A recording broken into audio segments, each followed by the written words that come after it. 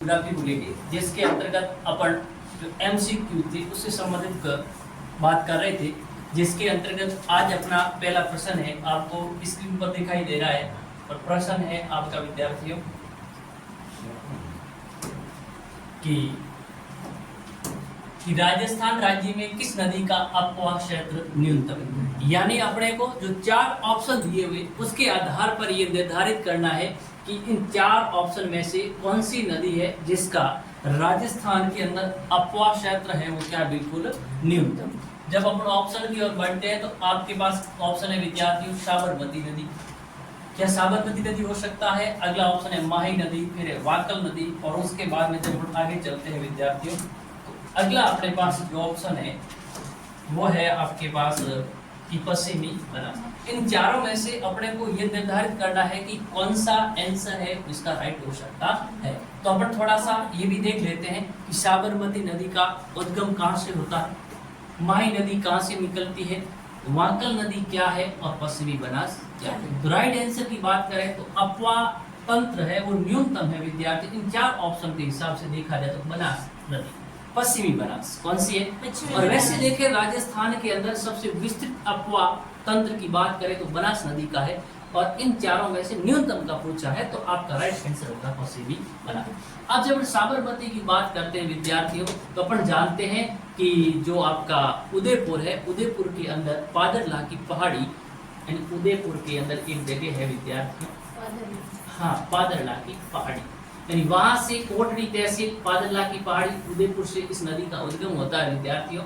साबरमती नदी की मैं बात कर रहा हूँ। और वहां से उद्गम होने के बाद यह नदी विद्यार्थियों गुजरात के अंदर चली जाती है। गुजरात के अंदर अरब सागर का पार्ट है खंबात की खाड़ी, वहां जाकर के ये नदी उस खाड़ी में गिर जाती है। फिर माई की बात करें तो विद्यार्थियों इसका अपन उद्गम की बात करें तो ये एमपी से उद्गम होता है और राजस्थान के अंदर बांसवाड़ा जिले के खांडू गांव से राजस्थान में प्रवेश करती है। उसके बाद प्रतापगढ़ और डूंगरपुर, फिर उसके बाद में वापस ये भी खंबात की खाड़ी में गिरने वाली नदी। वाकल नदी की बात करें विद्यार्थियों तो अपन ने जब पढ़ा था कि वाकल है, हथमती है, मानसी है, ये साबरमती नदी की सहायक नदियां मानी जाती है। अब यहाँ राइट आंसर अपना पश्चिमी बनास, और ये पश्चिमी बनास है विद्यार्थियों, ये सिरोही के अंदर नया सनावड़ा क्षेत्र है, वहां से इस नदी का उद्गम होता है। उसके बाद में ये गुजरात के अंदर चली जाती है। गुजरात के अंदर बात की कच्छ की खाड़ी है, उसके अंदर ये नदी विलीन हो जाती है। और गुजरात का एक शहर भी विद्यार्थियों आप जानते हैं टीसा शहर है, वो इस नदी के किनारे स्थित है। तो इस प्रकार से इस प्रश्न का राइट आंसर हुआ अपना पश्चिमी बनास। आगे बढ़ते हैं और अगला प्रश्न है अपने पास कि हाँ यहाँ पूछा जा रहा है कि कौन सी नदी अंत प्रवाहित नदी नहीं।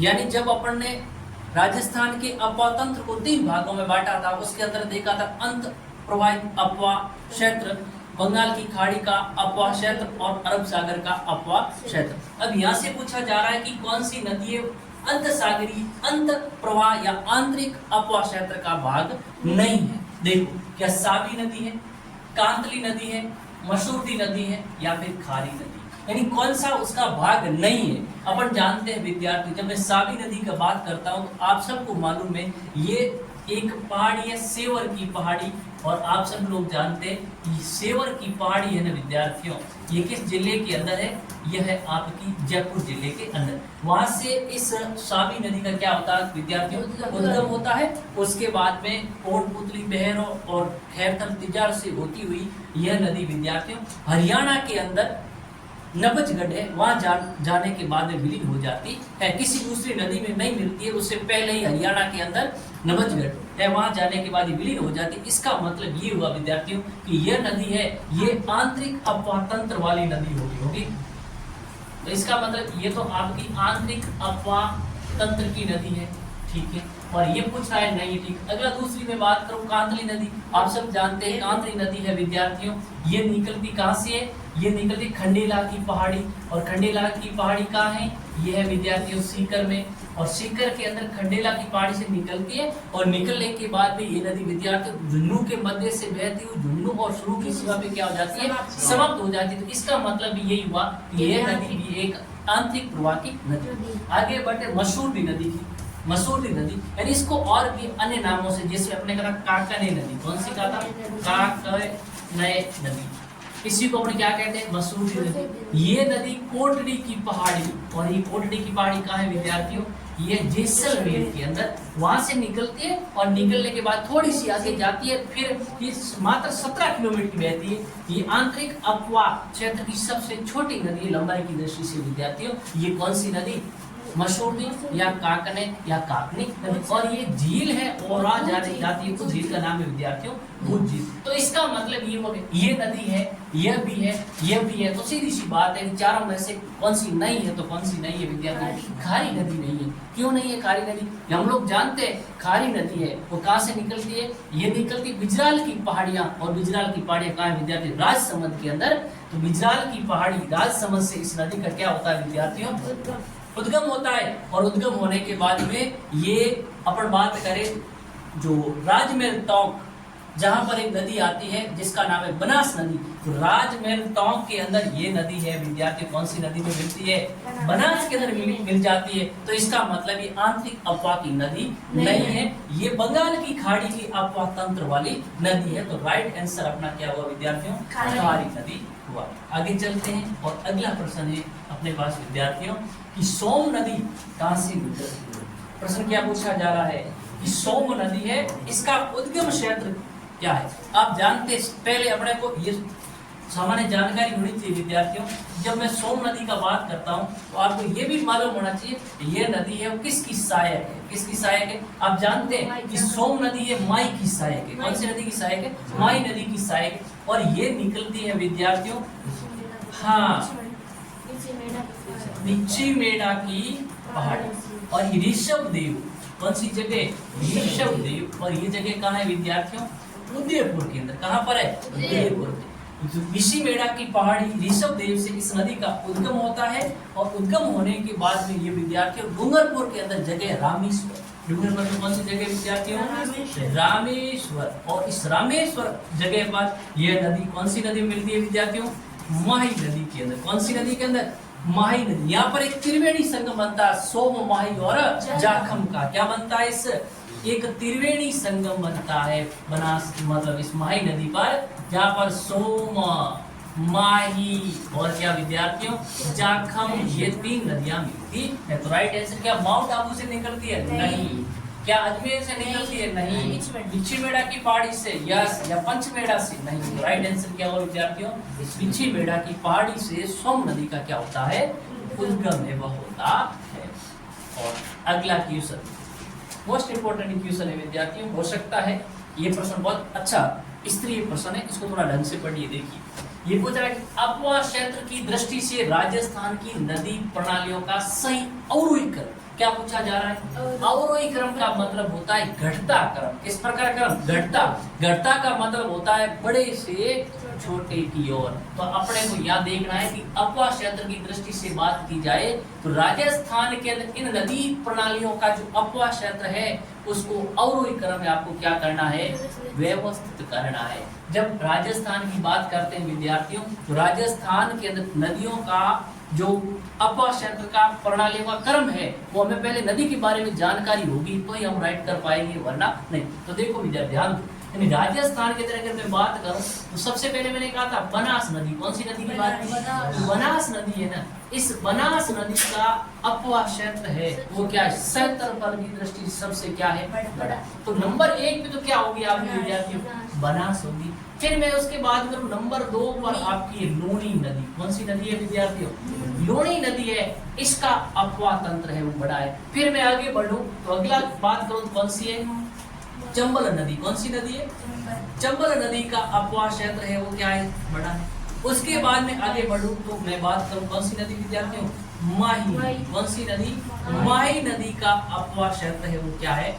तो देखो चंबल हो सकता है, इसका मतलब ये ऑप्शन हो भी नहीं सकता। दूसरा पूछ रहा है क्या, ये भी क्या है पहला चंबल, तो इसका ये भी ऑप्शन क्या हो गया, गलत। अगला देखो क्या कह रहा है, बनास, यस ये भी बनास, इसका मतलब यहाँ की संभावना बढ़ गई। फिर क्या आ गया, इधर भी चंबल आ गया, इधर भी क्या आ गया, चंबल। लेकिन यहाँ चंबल की जगह क्या होना चाहिए, पहले लूणी होना चाहिए। क्या होना चाहिए, लूणी।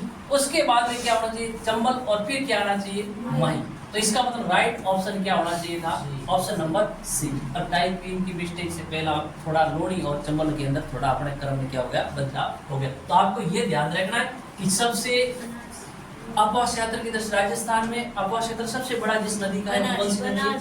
बनास नदी का है। उसके बाद में बात की किसका है? लोणी का है। उसके बाद में किसका है? चंबल का है। उसके बाद में बात की किसका है? माही नदी का माना जाता है। अगला क्वेश्चन देखिए विद्यार्थियों, और अगला क्वेश्चन आपको स्क्रीन पर दिखाई दे रहा है कि निम्नलिखित में से कौन सी नदी लोणी अपवा तंत्र का भाग नहीं है? यानी कहने का मतलब ये हुआ इन चारों में से कौन सी नदी है वो आपकी लोणी नदी है, उस अपवा तंत्र का भाग है या नहीं है? भाग है। क्या पूछा जा रहा है?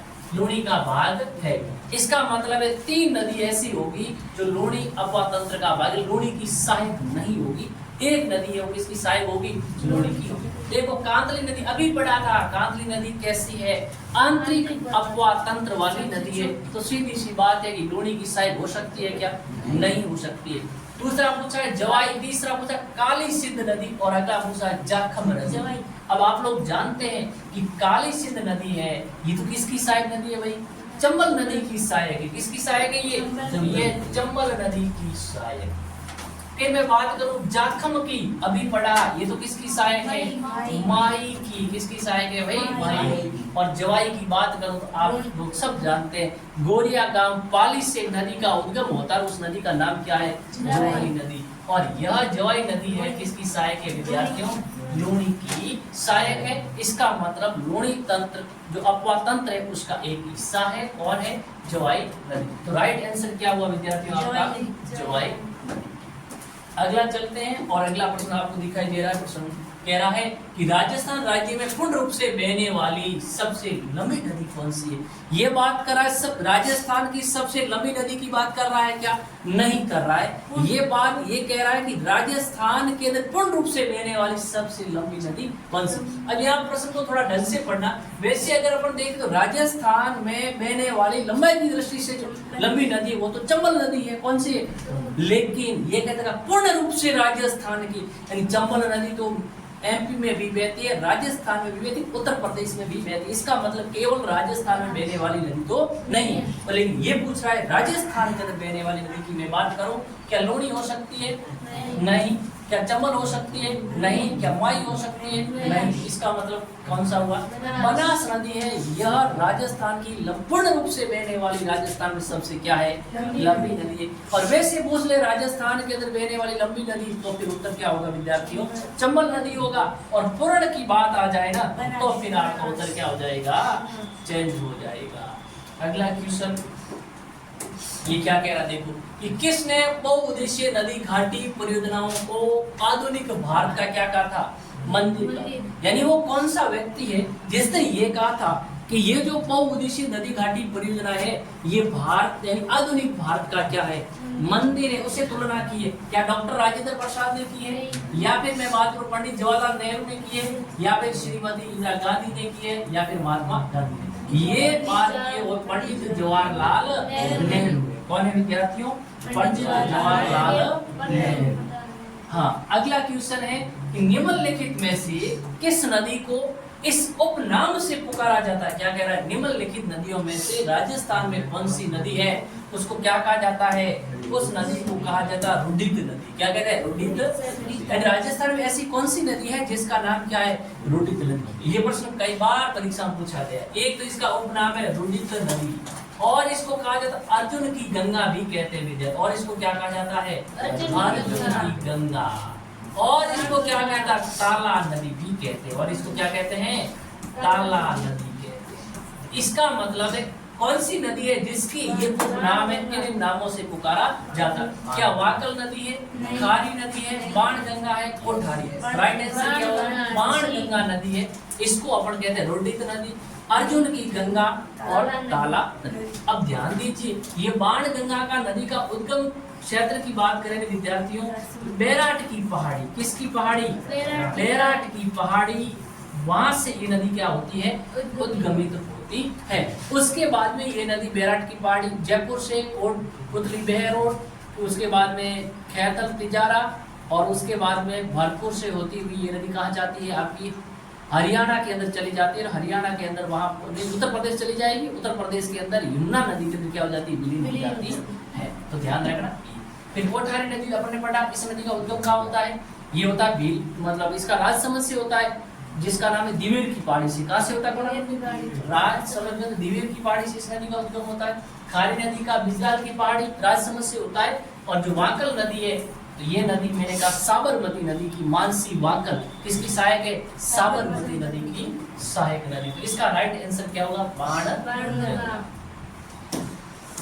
आगे चलते हैं और अगला प्रश्न, ये भी अच्छा शानदार क्वेश्चन है, थोड़ा सा आप दिमाग लगाए, ये प्रश्न आसानी से किया जा सकता है। ये क्या कह रहा है, एक तरफ तो नदी दी हुई है, एक तरफ आपको उस नदी का पानी से निकलती है उद्गम क्षेत्र दिया हुआ है। जैसे पहली नदी क्या है, शाली नदी। अब आप इनको देखना है, क्या इस सेवर की पहाड़ी से निकल रही है, बैराट की पहाड़ी से निकल रही है, खंडेला की पहाड़ी से निकल रही है, कोटड़ी की पहाड़ी। अब मिला, अपन जानते हैं सावी नदी का उद्गम कहाँ से होता है विद्यार्थियों, सेवर की पहाड़ी। और ये सेवर की पहाड़ी कहाँ है, जयपुर में। तो इसका मतलब सावी नदी निकलेगी सेवर की पहाड़ी जयपुर। दूसरा कह रहा है कांकनी या मसूरडी, अभी पढ़ा था जैसलमेर, और जैसलमेर में कौन सा गांव, कोटड़ी। तो कांकनी नदी कहाँ से निकलेगी, 4 नंबर में क्या है, कोटड़ी गांव। फिर कह रहा बाण गंगा, और अभी बढ़ाना, बाण गंगा कहाँ से, बैराट की पहाड़ी जयपुर। और तीसरे बचागा कांतली, और कांतली खंडेला की पहाड़ी शिखर। तो देखो यानी एक के अंदर तो क्या आ रहा है अपना, एक आ रहा है, बी के अंदर क्या आ रहा है, 4, 1, 4, और सी का क्या आ रहा है, 2, और लास्ट क्या होगा, 3। तो 1, 4, 2, 3 ऑप्शन दिख रहा है, 1, 4, 2, 3, यानी ऑप्शन नंबर बी आपका क्या होगा विद्यार्थी, राइट। आगे चलते हैं और अगला प्रश्न आपको दिखाई दे रहा है, ये भी बढ़िया क्वेश्चन है। देखो, निम्न में से कौन सा सम्मिलित नहीं, यानी कौन सा जोड़ा है वो सही है नहीं। देखो, माई की सहायक कौन है विद्यार्थियों, जाखम। तो ये बात बिल्कुल राइट है, माई की सहायक है जाखम। जाखम नदी कहाँ से निकलती है, भौर माता की पहाड़ी प्रतापगढ़ जिले से, भौर माता की पहाड़ी छोटी सादरी प्रतापगढ़ जिले से इस नदी का उद्गम होता है। और यह नदी बड़ेश्वर धाम डूंगरपुर के अंदर इस माही में आकर के विलीन हो जाती है। तो ये बात राइट। अब अगर लोणी की सहायक सुकड़ी नदी, बिल्कुल राइट है, लोणी की सहायक क्या है, सुकड़ी नदी है, तो ये ऑप्शन बी राइट। फिर ये कह रहा है कि बनास की सहायक क्या है, मेज। यहाँ बनास की सहायक मेज नहीं है, तो ये ध्यान रखना, मेज एक मेजा बांध बना हुआ जरूर है। कौन सी नदी पर, कोठारी नदी पर। कौन सी नदी पर, कोठारी नदी पर भीलवाड़ा के अंदर कौन सा बांध बना हुआ विद्यार्थियों, मेजा बांध। अब चंबल की सहायक है पार्वती क्या, यस हमने पढ़ा था, चंबल की सहायक क्या है, पार्वती। तो राइट आंसर क्या होगा, कि बनास की सहायक है वो मेज नदी नहीं है। और अगला क्वेश्चन है अपने पास, ये भी अच्छा क्वेश्चन है, कि सांबर झील में गिरने वाली नदी नहीं है। जब अपन सांबर झील की बात की थी विद्यार्थियों, तो सांबर झील है ना, ये एक अभिकेंद्रीय अपवाह तंत्र का उदाहरण है। किस प्रकार का, अभिकेंद्रीय, यानी कहने का मतलब इसके अंदर नदियों आकर के, जैसी झील है, इस झील में नदियों आकर क्या होती है, मिलती है। तो इसका मतलब ये अभिकेंद्रीय अपवाह तंत्र का उदाहरण माना जाता है। तो अपने को देखना है कौन सी नदी है वो इस सांबर झील के अंदर नहीं गिरती। देखो, मेढा, बिल्कुल हमने पढ़ा था, मेढा या मेढा, यह नदी है, यह सांबर झील में गिरती है। और ये भी देखा था, यह सबसे ज्यादा क्या है विद्यार्थियों, लवणीय है, यानी जितनी भी सर्वाधिक लवण है वो इस नदी के अंदर है, यानी खारेपन की, इसके नदी के अंदर पानी में खारेपन की मात्रा क्या है। फिर कांतली नदी है क्या, नहीं। खंडेला है क्या, नहीं। रूपनगढ़ है क्या, नहीं। राइट आंसर इसका मतलब कांतली नदी है ना, इसका जल है वो सांबर झील में नहीं गिरता है, यानी मेढा का भी गिरता है, खंडेला का भी गिरता है, और इसका रूपनगढ़ का भी गिरता है। लेकिन यह तो एक आंतरिक अपवाह तंत्र की नदी है जो सिख के अंदर बहती है और झुंझुनू और सुरू की सीमा पे क्या हो जाती है विद्यार्थियों, समाप्त हो जाती है। अगला क्वेश्चन क्या पूछा जा रहा है, ये भी बढ़िया क्वेश्चन देखिए, क्या है कि राजस्थान के निम्न बेसिनों में से कहाँ अधिकतम बियड भूमि पाई जाती है। और जानिए, अपन जानते हैं बियड भूमि का मतलब नदी द्वारा निर्मित इस प्रकार का अनउपजाऊ उबड़ खाबड़ और अनउपजाऊ क्षेत्र, जिसको अपन क्या कहते हैं भूगोल की भाषा में बीहड़ कहते हैं। तो बीहड़ की बात की जाए तो कौन सी नदी से सीधे चलते हैं अपन? चंबल नदी पर। कौन से नदी पर? चंबल नदी के अंदर जो सवाई माधोपुर है, करौली और धौलपुर का जो क्षेत्र है, वहां पर इस नदी द्वारा इस प्रकार के उबड़ खाबड़ स्थलकृति का निर्माण हुआ है जो कृषि योग्य नहीं है, जैसे अनउपजाऊ क्षेत्र है, और उसको अपन कहते हैं क्या कहा जाता है? उसको बीहड़ या डांग क्षेत्र कहा जाता है। तो राइट आंसर अपना क्या हुआ विद्यार्थियों? चंबल नदी। यानी बीहड़ क्षेत्र हमेशा ध्यान रखना, बीहड़ हो, डांग क्षेत्र हो, ये हमेशा किससे संबंधित होते हैं? चंबल नदी से। किससे संबंधित होते हैं विद्यार्थियों?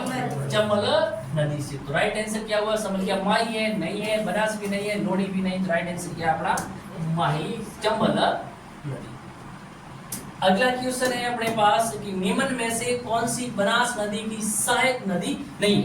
यानी 4 नदियां दी हुई आपको, इनमें से आपको ये निर्धारित करना है कि कौन सी नदी है वो बनास की सहायक नहीं है। मानसी है क्या? पार्वती है, कोठारी है, या फिर मोरेल है? तो राइट है पार्वती। यानी आप सब लोग जानते हैं ये किसकी सहायक है? चंबल की सहायक है। तो सीधी सी बात है, जब चंबल की सहायक है तो बनास की सहायक नहीं हो सकती। कोठारी नदी है बनास की सहायक, मोरेल नदी भी है और मानसी नदी भी है। ये सारी की सारी बनास की सहायक नदियां हैं, लेकिन चंबल है बनास की सहायक नदी नहीं है। नहीं, पार्वती चंबल की सहायक है ना।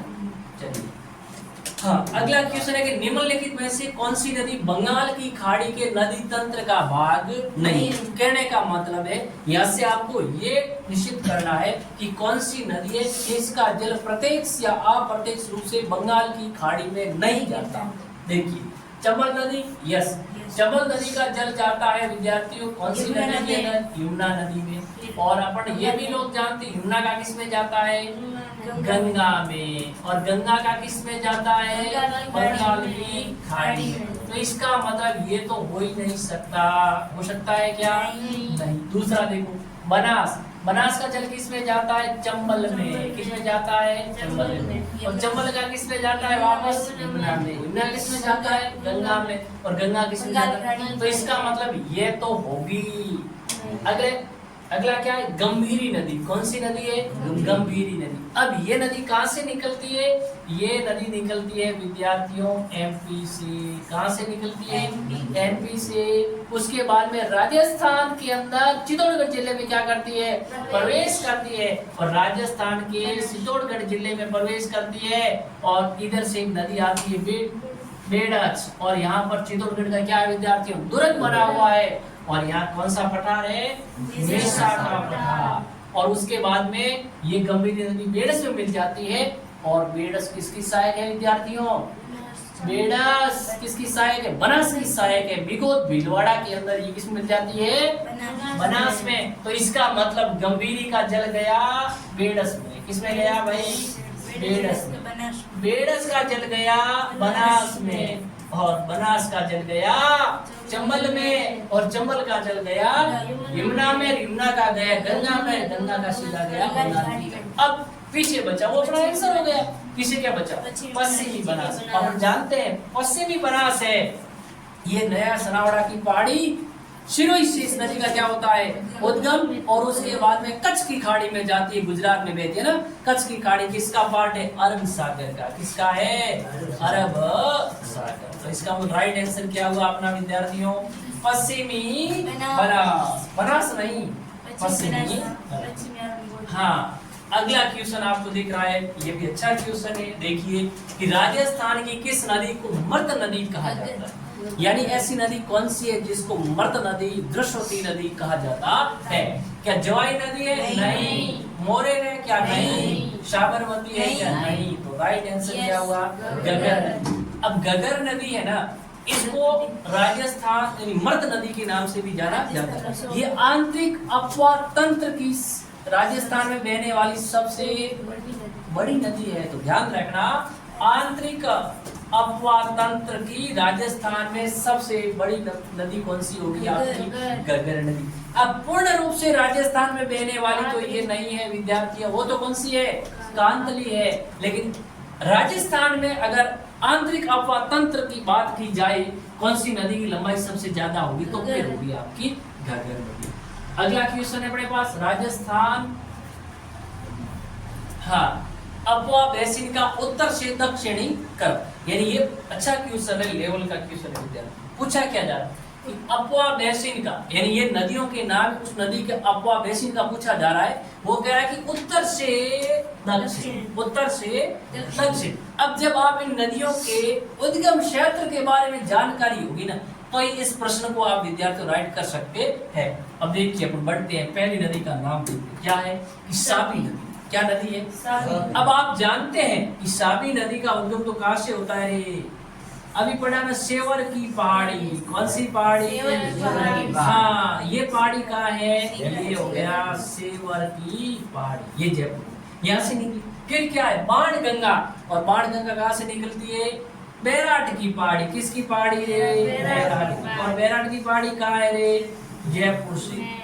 ठीक है, फिर किसका पूछा इसने? बेडज। और बेडज का तो आप जानते ही है, कहाँ से निकलती है? ये निकलती है गोकुंदा की, गोकुंदा की पहाड़ी। हाँ, वेरी गुड। ये गोकुंदा की पहाड़ी कहाँ है भाई? ये पहाड़ी है उदयपुर। उदयपुर नीचा है और जयपुर देखा जाए तुलना रूप से क्या ऊपर होगा? नहीं होगा। चलिए, यहाँ से निकलती है, तब इस नदी का नाम तो क्या होता है? आप जानते, बेडस नहीं, आयड़ होता है। क्या होता है? आयड़। लेकिन यहाँ उदयपुर में झील है ना, जिस झील का नाम क्या है रे? उदय सागर झील है ना। इस झील में गिरने के बाद इस नदी जब आगे निकलती, तब इसका नाम क्या होता है रे? बेडच नदी। तो ये हो गए यहाँ से। फिर क्या पूछा है? सोम नदी। और सोम नदी कहाँ से निकलती है? विसी मेड़ा की पहाड़ी, ऋषभ देव। इस गोकुंदा से नीचे है विसी मेड़ा की पहाड़ी, ऋषभ देव। उदयपुर से कौन सी निकलती है? सोम नदी। तो इसका मतलब क्रम क्या हुआ? सबसे उत्तर में क्या हुई? सेवर तो पहाड़ी है, नदी कौन सी है? साबी नदी। कौन सी हुई? साबी नदी। फिर नीचे बढ़ते तो कौन सी नदी आती है? बाणगंगा। उसके बाद में यहाँ से कौन सी निकलती है रे? बेडज। और उसके बाद में कौन सी आती है? तो राइट आंसर क्या हो गया? हाँ, साबी, बाणगंगा, बेडस और सोम। आगे चले। हाँ, अगला क्वेश्चन आपको दिख रहा है कि बनास नदी का उद्गम स्थल विद्यार्थियों, किस नदी का? बनास। और बनास का तो आपको पता ही है, कहाँ से होता है भाई बनास? ये एक पहाड़ी है, और इस पहाड़ी का नाम क्या है? बनास नदी, जनाभाव की पहाड़ी। हाँ, खमनोर। वेरी गुड, खमनोर की पहाड़ी। और खमनोर की पहाड़ी कहाँ है भाई? ये राजसमंद में। अरे राजसमंद के अंदर खमनोर की पहाड़ी है, दिवेल की पहाड़ी है, बिजलाल की पहाड़ी है। तीन नदियां हैं। कौन सी निकली? खमनोर की पहाड़ी से बनास, दिवेल की पहाड़ी से कोठारी, और बिजलाल की पहाड़ी से खारी। तो ध्यान रखो ना, यहाँ से निकलती है नदी, और उस नदी का नाम क्या है विद्यार्थियों? बनास नदी। क्या गोकुंदा की पहाड़ी से निकलती है? नहीं, यहाँ से तो क्या निकलता है? बेडस निकलती है, आयड़ निकलती है। कौन निकलती है यहाँ से? तो आयड़ नदी निकलती है। फिर बात करूं मैं क्या नागपाड़ से? नहीं, नागपाड़ से क्या निकलती है? लोणी नहीं, नागपाड़ से तो निकलती है सागरमती। क्या निकलती है रे? इस नागपाड़ से तो क्या निकली? ये सागरमती। साबरमती नहीं, सागरमती। ये भी नागपाड़ कहाँ है? अजमेर में। और यहाँ अजमेर में जगह है पुष्कर। क्या है? पुष्कर। यहाँ से नदी निकली जिसका नाम क्या है? सरस्वती नदी। क्या नाम है? ये दोनों नदियां मिलती कहाँ पर है? दोनों नदियों की धारा सागरमती और सरस्वती। गोविंदगढ़ में कारे गोविंदगढ़, और गोविंदगढ़ का है अजमेर। इसके बाद आगे बढ़ती तब इस नदी का नाम क्या होता है? लोणी नदी। तो नागपाड़ से तो निकली, समय अपन कहते हैं लोणी, लेकिन हकीकत तो क्या है? सागर। अब जानापाव की पहाड़ी, महू मध्य प्रदेश। यहाँ से कौन सी निकलती है रे? राजस्थान की कामधेनु, जिसको कहते हैं चंबल नदी। ये राजस्थान की एकमात्र बारहमासी नदी। तो पीछे क्या बच गया?